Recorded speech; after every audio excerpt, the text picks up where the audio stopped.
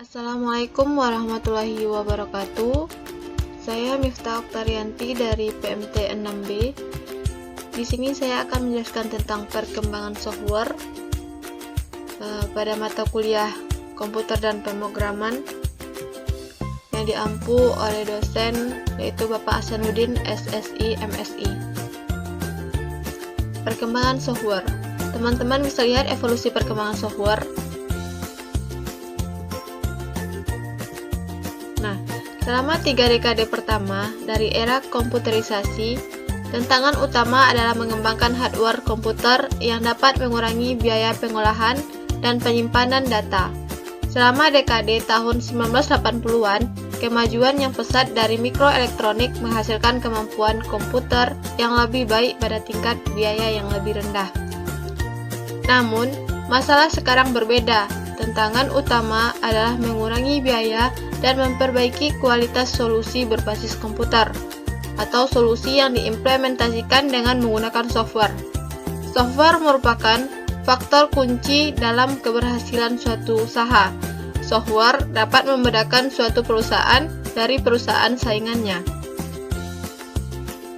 Perkembangan software ini terdiri dari 4 era. Yang pertama era pionir, yang kedua era stabil, yang ketiga era mikro, yang keempat itu era modern. Yang pertama kita bahas era pionir. Pertama, batch orientation.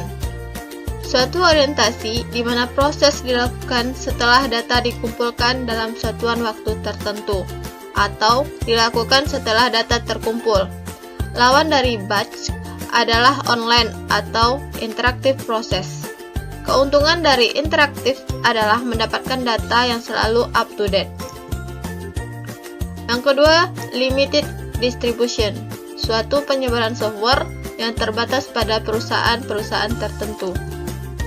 Yang ketiga, customer software, software yang dikembangkan berdasarkan kebutuhan dari perusahaan-perusahaan tertentu. Selanjutnya pada era stabil. Yang pertama, multi-user, suatu sistem yang dimana satu komputer digunakan oleh beberapa user pada saat yang sama.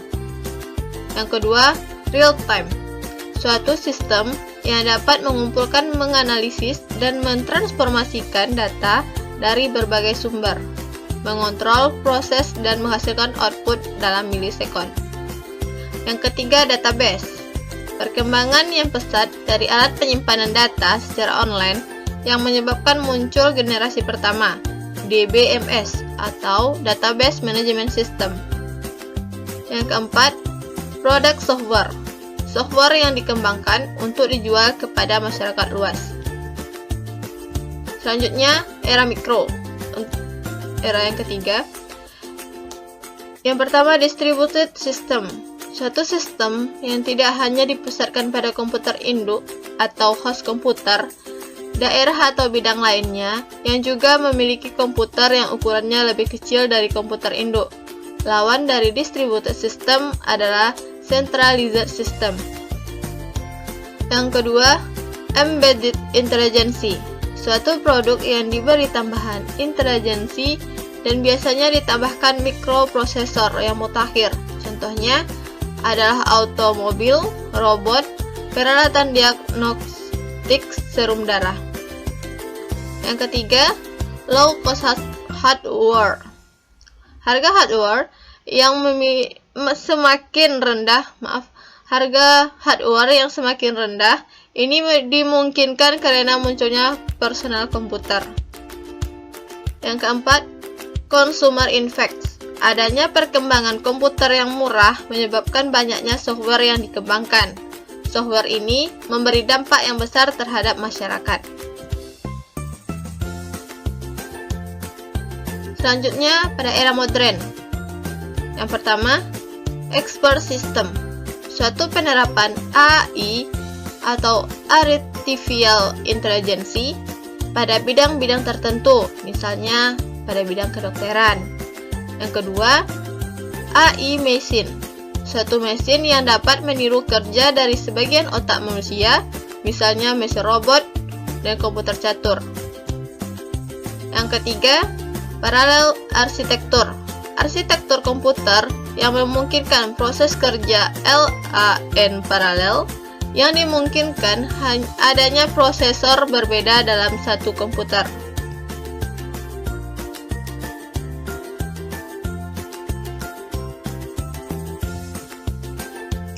Perangkat lunak komputer, software, adalah sekumpulan instruksi atau perintah yang disusun secara logis dan berbentuk kode yang dapat dimengerti oleh komputer.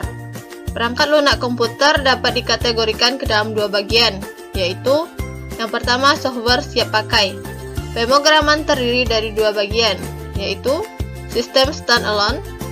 Sistem standalone merupakan program yang berdiri sendiri, biasanya dikenal dengan sistem operasi. Contohnya Windows, Linux, macOS, dan lain-lain. Selanjutnya, software aplikasi. Software aplikasi adalah program yang ditujukan hanya untuk satu fungsi saja. Contohnya, Mozilla Firefox khusus untuk buka internet, dan Microsoft Word khusus untuk mengetik. Yang kedua, software custom. Software custom yaitu software yang digunakan untuk merancang, mengembangkan program aplikasi pada komputer. Contohnya, Visual C, Python, MATLAB, dan lain-lain.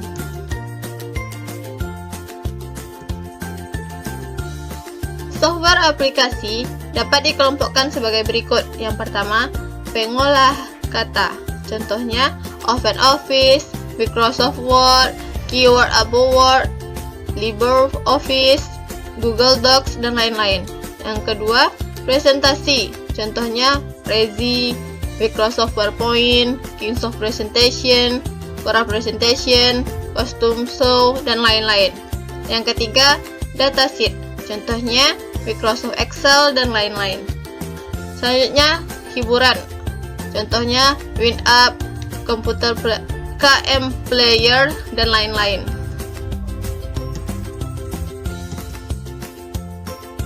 Baiklah, hanya itu yang dapat saya sampaikan. Saya akhiri dengan Assalamualaikum warahmatullahi wabarakatuh.